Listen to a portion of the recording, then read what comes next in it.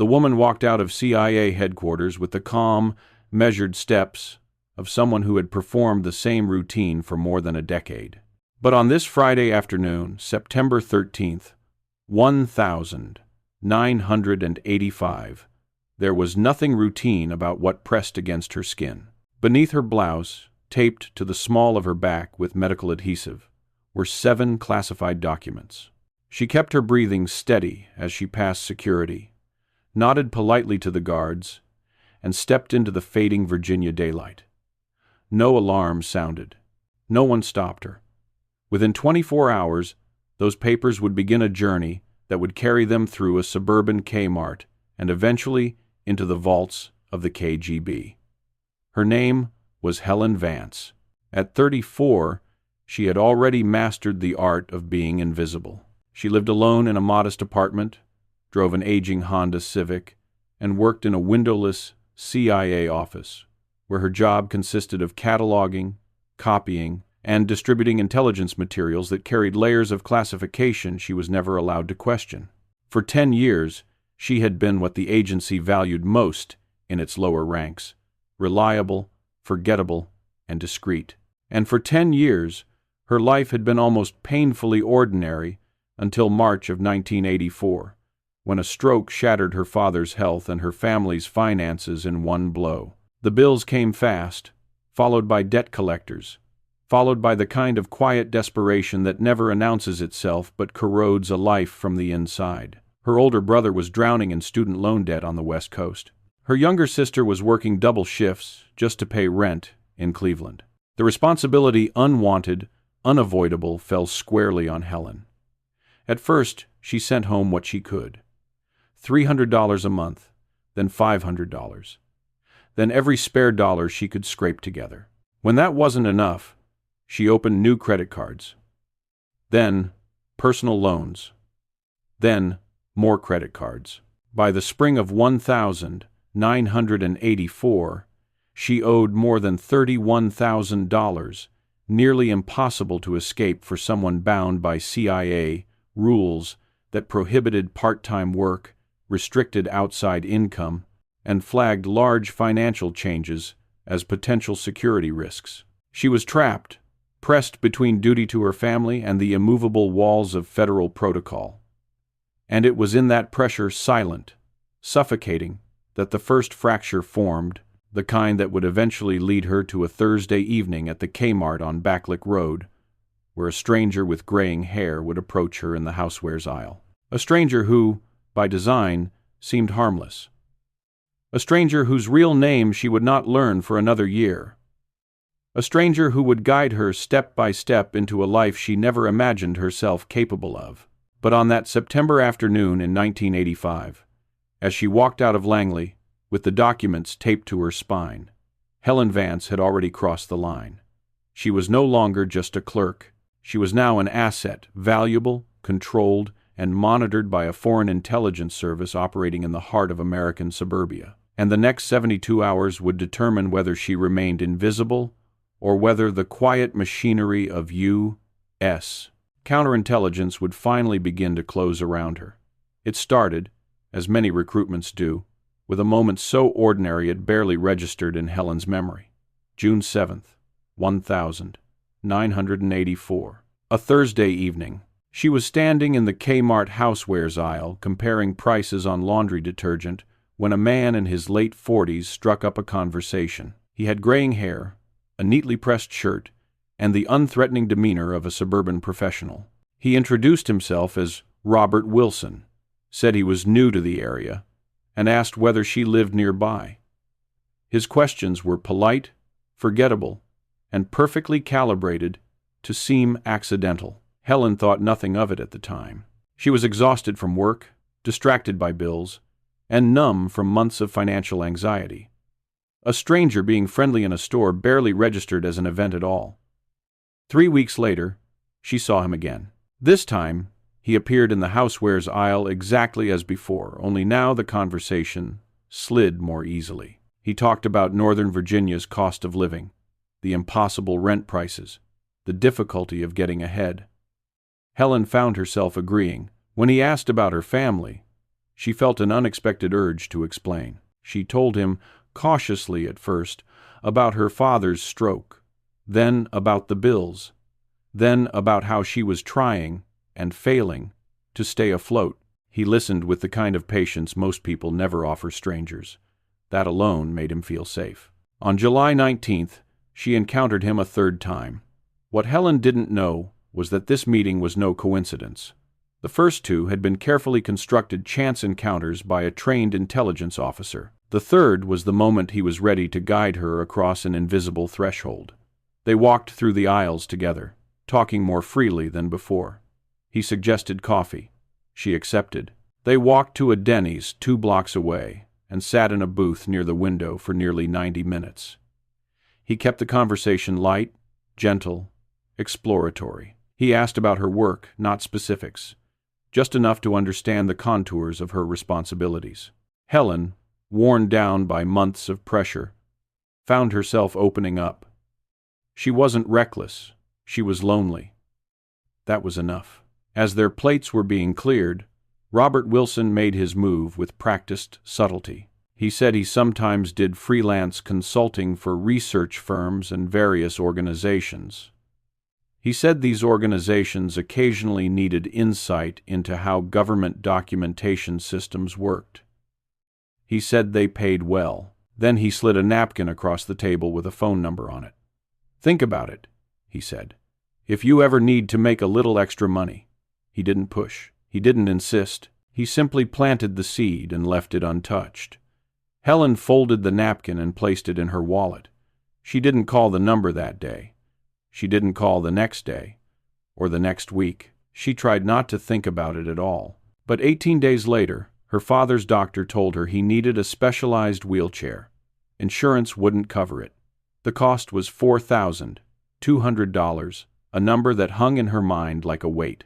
On August 6th, 1984, she sat alone at her kitchen table with a calculator, 3 credit card statements, and the napkin.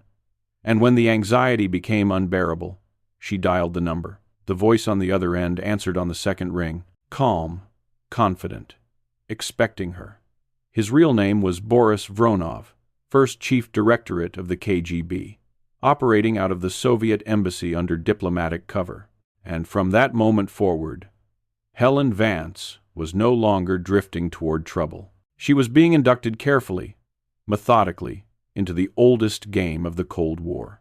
They met 5 days later, on August 11th, 1984, at a park in Alexandria overlooking the slow, brown sweep of the Potomac River. Helen arrived early, nervous, her palms damp despite the shade. Boris arrived precisely on time. He sat beside her as if they were 2 colleagues on a lunch break. No urgency, no tension, just a quiet, controlled professionalism. He explained everything in a tone that suggested he'd done this many times before. He told her what he needed: real classified documents, not summaries, not descriptions. The original materials or copies of them were essential. He told her the rate, $2,000 per document to start, increasing with value. And he told her why she was the perfect conduit. She had legitimate access, predictable routines, and above all, a financial crisis that made her both vulnerable and dependable. Helen should have walked away. She knew that. And yet she sat still, listening as if her future were already chosen. Then came the training. Boris explained that she could never walk out of CIA headquarters with documents in a bag or envelope. Security checked those, but the human body, especially a woman's lower back or thigh, was almost never searched. He handed her a small packet of medical tape, demonstrating how documents should be folded twice, placed flat against her skin, then covered with layers of tape to prevent shifting. Helen felt her heartbeat slow, not from fear, but from an almost surreal sense of purpose. For someone who had spent her adult life unnoticed, being instructed, trusted, and valued awakened something she did not yet recognize. Boris continued. She should use the copy machines during times she knew security officers were distracted. She should make only the copies she needed.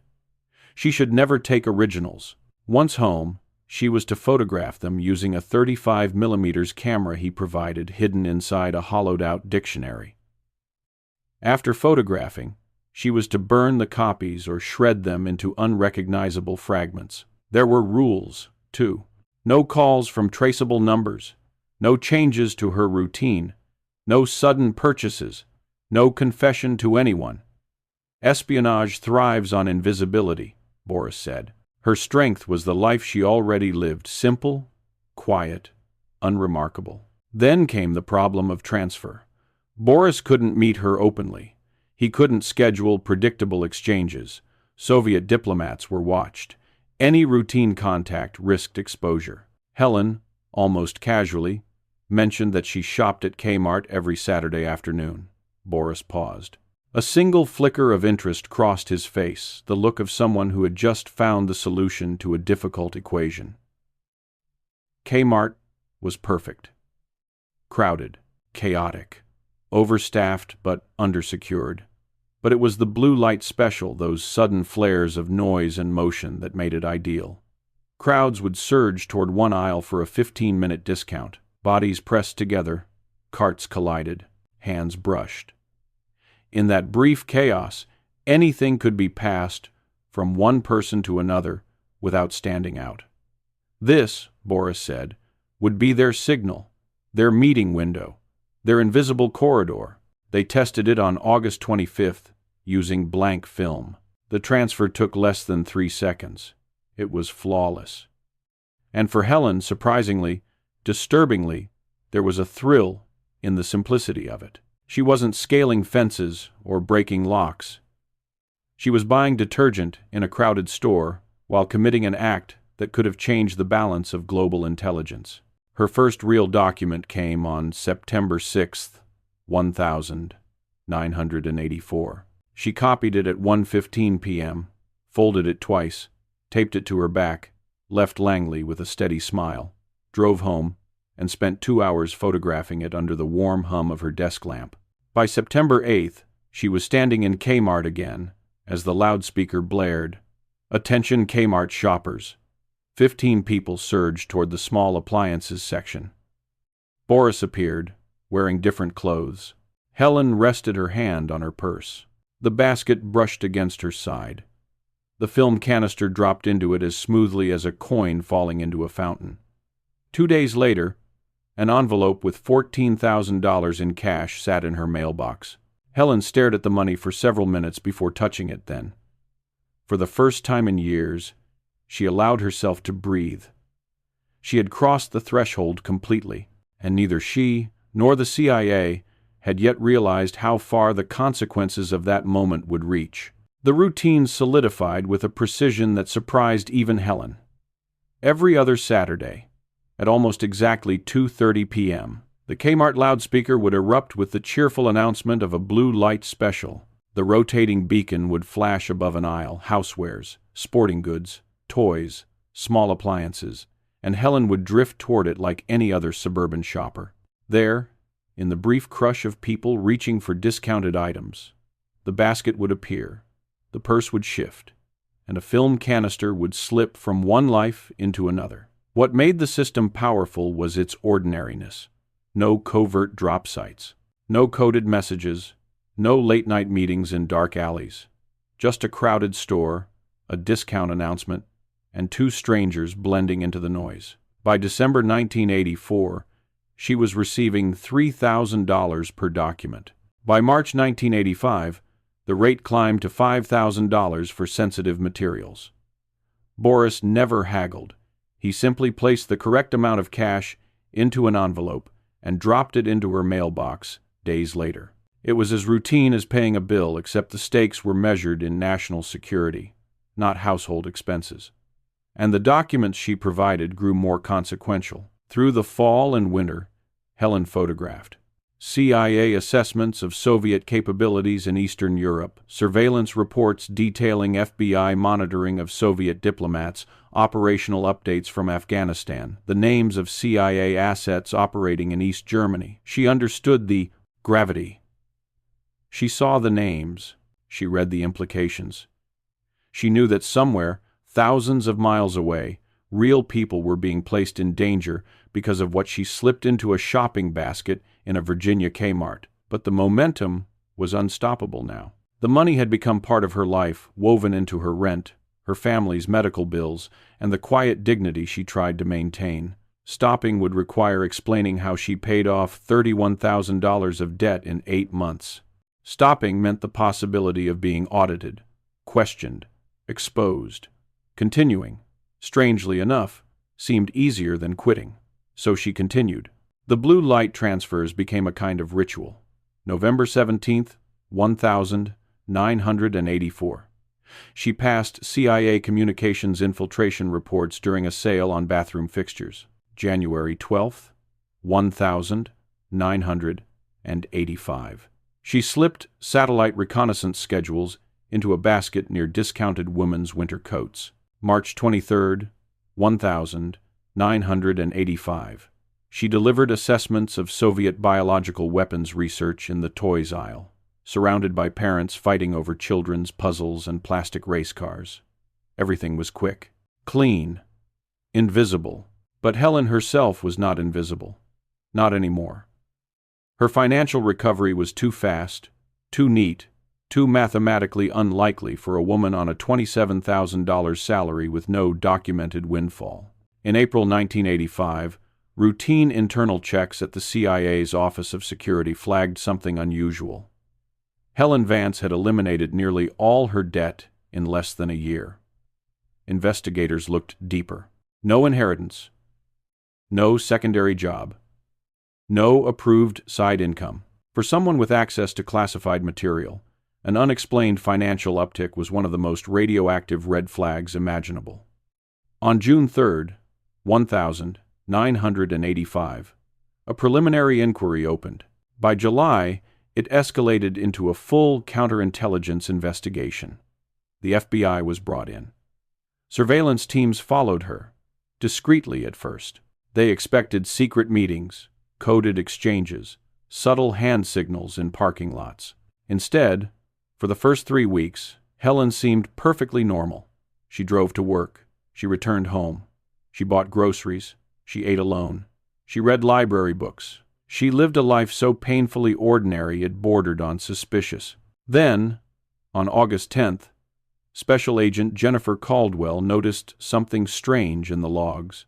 Helen visited the same Kmart every Saturday afternoon. Not unusual by itself, but when Caldwell cross-referenced embassy surveillance data, she found that on 4 of those Saturdays, a known Soviet intelligence officer, Boris Vronov, had also been spotted in the vicinity. Coincidence? Possibly. But in counterintelligence work, coincidences were treated as evidence until proven otherwise. The Bureau intensified operations. Tracking devices were placed under Helen's Honda Civic. Agents began arriving at Kmart before she did. They slipped into the store disguised as shoppers, young parents, retirees, tired employees pushing carts they pretended to restock. And inside the aisles of an ordinary suburban department store, the quiet dance of espionage and counter-espionage began to tighten. Helen didn't know it yet. Boris didn't know it either. But the blue light ritual was about to become a battlefield, and the next transfer, only weeks away, would be the one that changed everything. The FBI shifted from patient observation to coordinated pressure.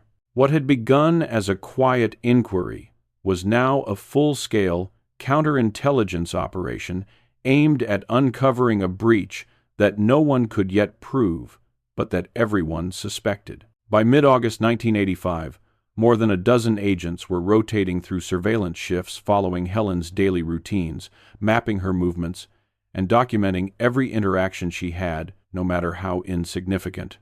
They found nothing obvious. Helen's life remained painfully predictable. Work, home, groceries, laundry. Even her habits seemed unremarkable. Exactly the kind of habits that make a spy difficult to detect. But there was one anomaly the logs could not ignore. Kmart. Every Saturday, same time, same pattern. And on several of those days, Boris Vronov, known to U.S.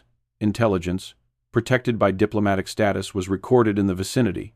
He shopped alone. He used different entrances. He rarely bought anything. But his timing aligned too neatly with Helen's presence. That correlation alone was not enough to prosecute, but it was enough to justify escalation. On August 17, 1985, the FBI deployed 6 undercover agents inside the store. They scattered themselves through toys, housewares, clothing, and appliances, blending into the casual hum of weekend shoppers. 2 more agents waited in the parking lot, cameras ready, telephoto lenses resting against their knees. At 2:38 p.m., the loudspeaker crackled. "Attention Kmart shoppers. A blue light special on kitchen towels." Special Agent Thomas Reeves watched Helen move toward the flashing beacon. He saw her pause, pick up a stack of towels, and examine them with deliberate slowness. He saw a man brush past her, a fleeting touch, barely noticeable. Reeves couldn't tell if anything had been passed. But the parking lot team captured the clarity the indoor team missed. As Helen entered the store, a figure followed her 8 minutes later and left 12 minutes after the blue light ended.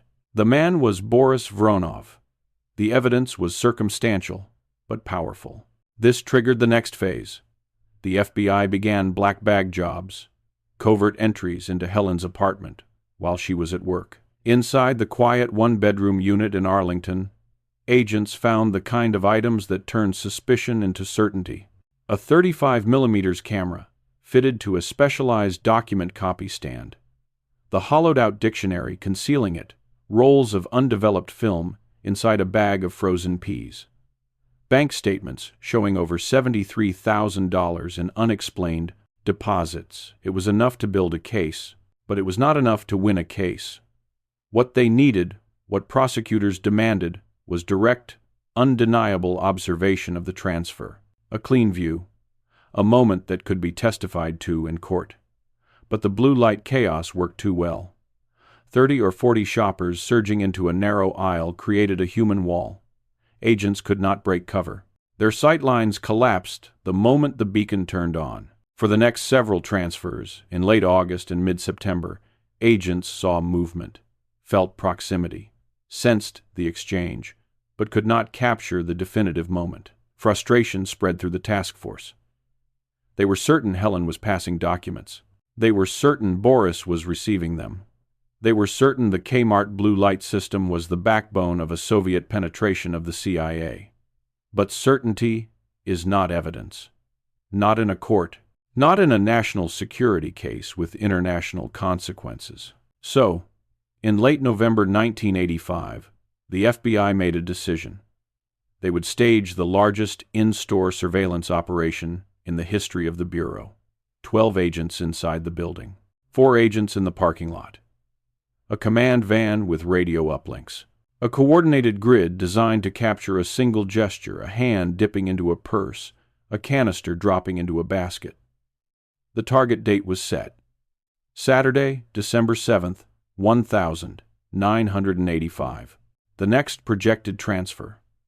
The net was ready, the agents were in place, and Helen Vance was walking straight toward the most important blue light special of her life. December 7th, 1985 arrived cold and brilliantly clear. The kind of winter day where the air feels sharp enough to cut. By noon, FBI surveillance teams were already in position at the Kmart on Backlick Road. They had rehearsed their roles, memorized their positions, synchronized their watches. This was no longer routine observation. This was a controlled operation designed to capture a single incriminating movement in a sea of noise. Special Agent Jennifer Caldwell, who had first spotted the pattern in the surveillance logs, coordinated the deployment from an unmarked van parked 2 rows from the entrance. Through radio earpieces disguised as earbuds, she monitored the positions of 12 undercover agents spread throughout the store, each posing as an ordinary shopper. 2 were in housewares, 1 holding a cart full of towels. 3 were in appliances, pretending to examine microwaves. 4 hovered casually around clothing racks, The remaining 3 floated between aisles like aimless weekend browsers. Outside, 4 agents watched the entrance with long lens cameras, ready to capture every face, every basket, every interaction. At 2:17 p.m., Helen's faded Honda Civic pulled into the parking lot. Caldwell quietly alerted the team. At 2:22, Helen entered the store. At 2:25, she did something she had never done before. She didn't browse. She didn't wander the aisles. She walked straight to the pharmacy section and waited. Caldwell felt a prickle of unease. Deviations from routine meant unpredictability. Unpredictability meant risk. Helen stood in front of the vitamins, picking up bottles, reading labels she wasn't actually reading, glancing at her watch every 30 seconds. Something was different. Something was off. She was waiting for the loudspeaker and for the signal that followed it. At 2:31 p.m., the store's antiquated PA system clicked on. Attention Kmart shoppers, a blue light special in housewares. Helen moved immediately to the flashing blue beacon. Agents converged as discreetly as they could, closing distance without breaking cover. Shoppers surged in from all directions, forming a dense cluster around a display of Corningware. The rotating light washed the aisle in pulsing blue. Helen positioned herself at the outer edge of the crowd, purse close to her body, breathing slow, movements controlled. Caldwell slipped in behind her, hidden by a woman pushing a cart full of discount sweaters. The agent focused on one thing only: Helen's right hand. At 2:33 p.m., Boris Vronov appeared. He entered the aisle wearing a Baltimore Orioles cap and a brown jacket, carrying a small shopping basket with 2 items in it, a decoy, nothing more. Caldwell felt her pulse spike. She touched her collar microphone and transmitted a single coded word to alert the rest of the team. Vronov reached toward a cookware set on the shelf above Helen, his arm stretching casually upward, just another shopper comparing prices, just another man in a crowd. As his arm rose, the basket swung slightly toward Helen, and then it happened. Caldwell saw Helen's fingers slip into her purse. She saw a small cylindrical object the size of a film canister slide between her fingers.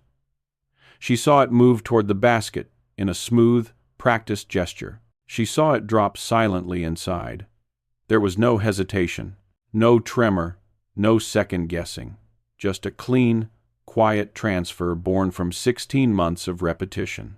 Caldwell touched her microphone again. Transfer confirmed, but they could not move in, not yet. Vronov was a diplomat. Touching him, confronting him, even speaking to him without authorization, risked an international incident. The sting could only target one person, Helen Vance. So Caldwell waited. Vronov drifted away, picking up a random mug as if the cookware had never interested him. He walked calmly toward the front of the store and exited through the sliding doors, disappearing into the winter sunlight.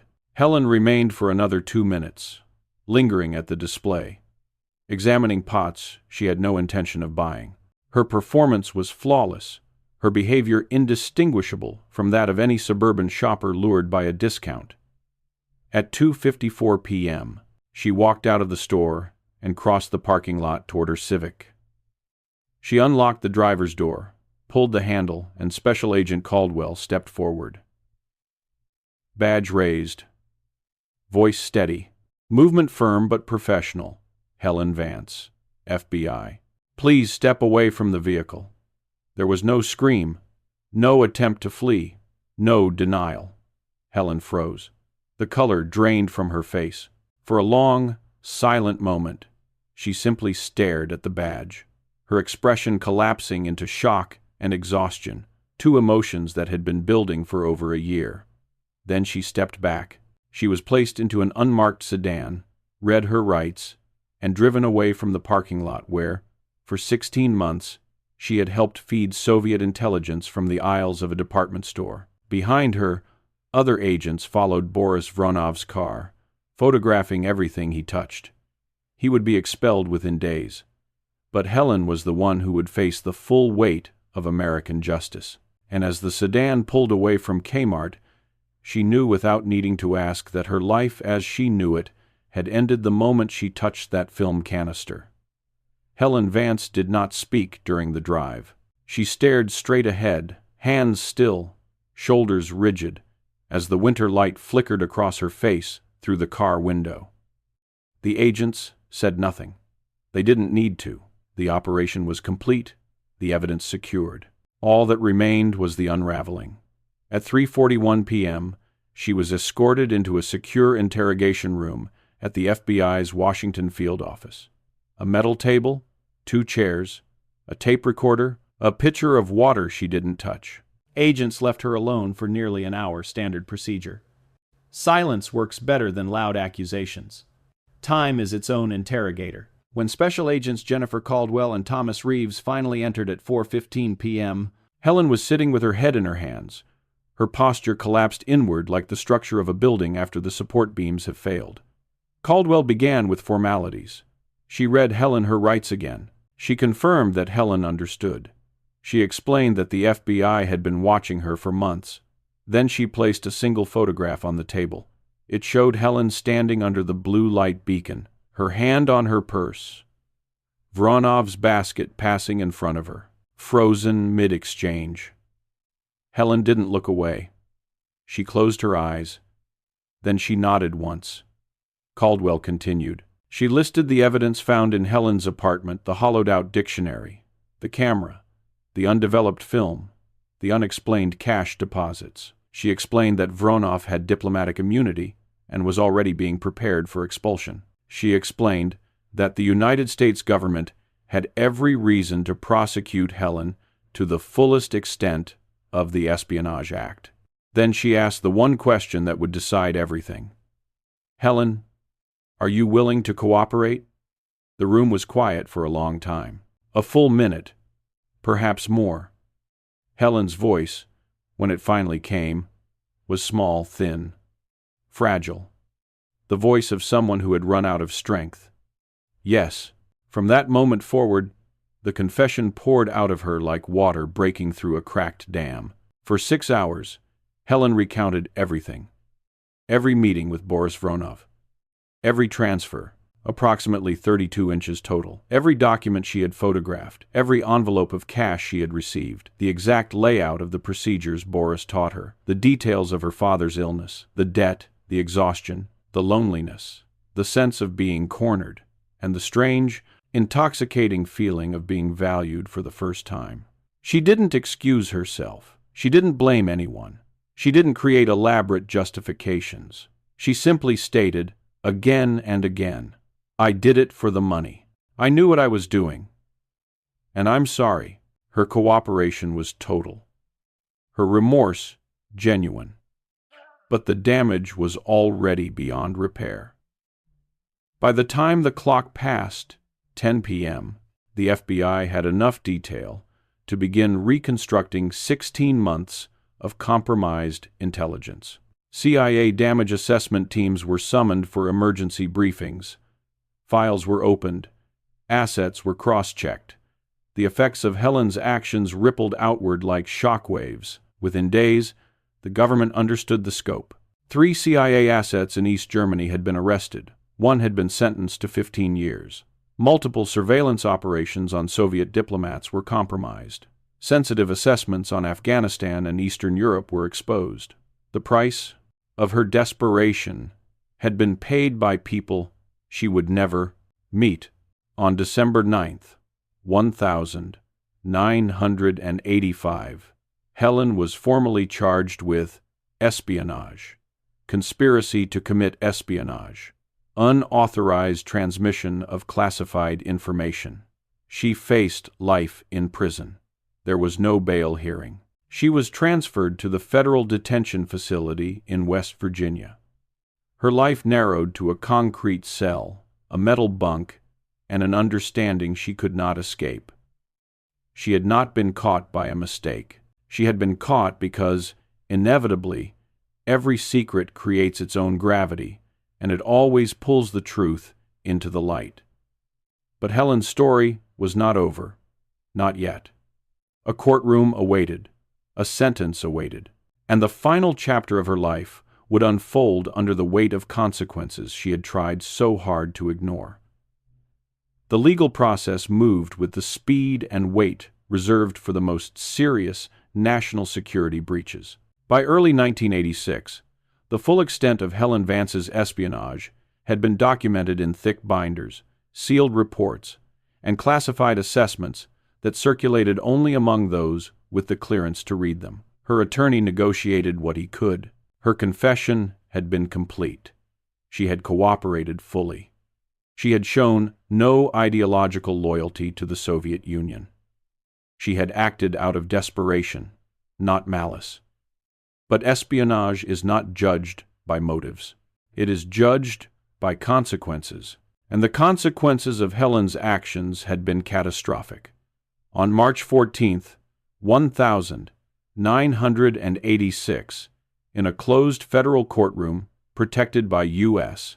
Marshals, Helen stood before Judge Harold Pearson and pleaded guilty under a negotiated agreement that recommended 25 years in federal prison. The courtroom was silent except for the shuffle of papers. No journalists, no cameras, no spectators. The details of her case were still too sensitive, too intertwined with ongoing operations and foreign intelligence relations. The sentencing took place on May 2nd, 1986. The prosecutor outlined the damage. 3 CIA assets arrested in East Germany, 1 serving a long prison term, several operations compromised, critical intelligence pathways disrupted, long-term Cold War strategies affected. When Helen was asked if she wished to speak, she rose slowly from her seat.